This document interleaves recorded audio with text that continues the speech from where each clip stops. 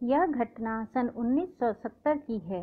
एक बार श्री सिद्धि माँ नवरात्र के बाद नीम करौली गांव गईं। श्री सिद्धि माँ के साथ बहुत सारे भक्त भी गए थे।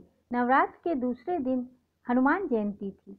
उस दिन हनुमान जी को चोला चढ़ाने का आयोजन रखा गया था। यह कार्य कैंची धाम के प्रबंधक श्री विनोद जोशी जी को सौंपा गया था और कथा करने के लिए एक पंडित जी जिनका नाम किशोरी रमण जी था, उनको वृंदावन से बुलाया गया था।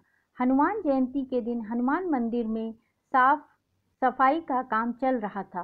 पंडित जी भी 12 बजे तक मंदिर में आ गए थे। धीरे धीरे सब लोग आ रहे थे, परंतु पूजा का सामान मंदिर में नहीं आया था।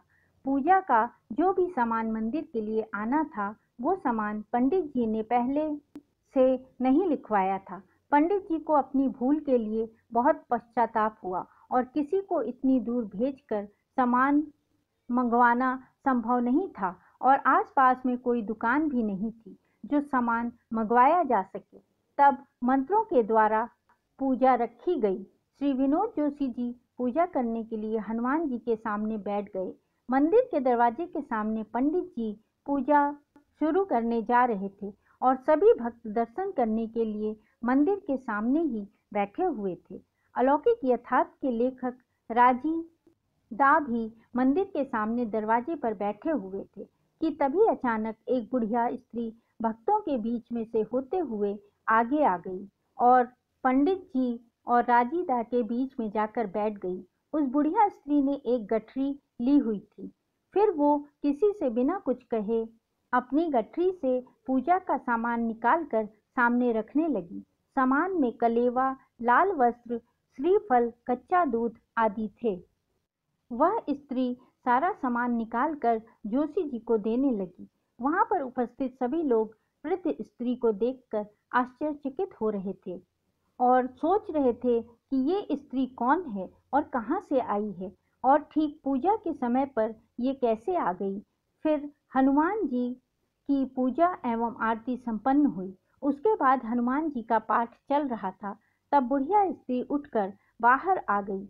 वहां पर श्री माँ के साथ आई हुई महिला भक्तों ने उस बुजुर्ग स्त्री से प्रसाद लेने का आग्रह किया, तो उस बुजुर्ग महिला ने कहा कि वह प्रसाद साथ में लेकर आई है। यह कहकर उस वृद्ध महिला ने अपनी गठरी से पूरी सब्जी का प्रसाद निकाल कर दिया और उस वृद्ध महिला ने कहा कि वह 7 कोस दूर से आई है। फिर थोड़ी देर के बाद वो महिला वहां से गायब हो गई। इतनी भीड़ में वो कहाँ गायब हो गई ये कोई नहीं देख पाया। नीम करौली गांव के लोगों ने कहा कि उस वृद्ध महिला को आज से पहले यहाँ पर उसको किसी ने भी नहीं देखा। वह कहीं बाहर से आई थी, वो नीम करौली गांव की नहीं थी। इस बात से यही सिद्ध हुआ कि वो नीम करौली बाबा ही हो सकते हैं, जो बुढ़िया के भेष में हनुमान जयंती के दिन हनुमान जी को प्रसाद और पूजा का सामान अर्पित करने आए थे। नीम करौली बाबा जी आज भी अपने भक्तों की मदद करने किसी न किसी रूप में आ ही जाते हैं।